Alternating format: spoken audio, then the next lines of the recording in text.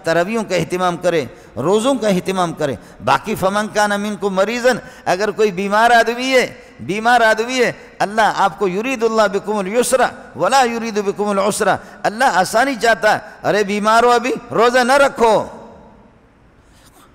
रोज़ा।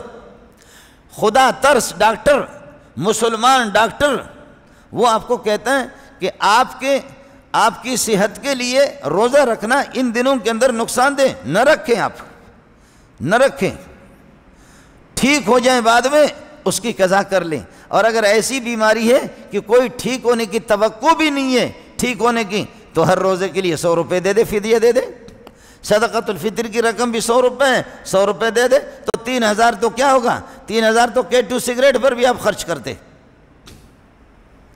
लेकिन ये फिदिया वो लोग देंगे कि जो बीमारी से ठीक होने की कोई तवक्को नहीं है।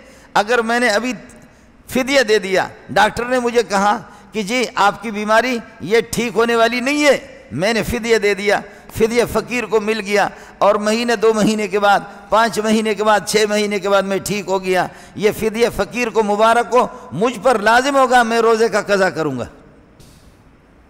आप लोग उर्दू समझ रहे हैं? वो दायमुल मर्द, बूढ़ियाँ, हमारी माँ, अब ज़ाहिर है कि बुढ़ापा तो किसी को छोड़ता ही नहीं है, ये तो नहीं है कि वो जवान हो जाएगा। ऐसे बूढ़े जो मुतहम्मिल ही नहीं है, शुगर के मरीज़, शुगर किसी को छोड़ती नहीं है, कब्र में ले जा कर के छोड़ देती बाज़। लेकिन शुगर की कई किस्में हैं, बाज़ में तो शदीद ये कि नुकसान होता है, तो ठीक है। हमारी माएँ और बहनें और बेटियाँ जो उनके बच्चे हैं, वो अगर ये कि वो रोज़ा रखेंगे तो बच्चे के लिए मुतबादिल नहीं है। अब तो सब मुतबादिल है। अब तो बच्चे जन्म दिया तो बच्चे को पता नहीं है कि मेरी माँ कौन है, माँ जॉब कर रही है, और वो डब्बे वाला जो दूध है वो सबके लिए डब्बा चलता है, वो डब्बे का बच्चा, उसकी माँ ही डब्बा है।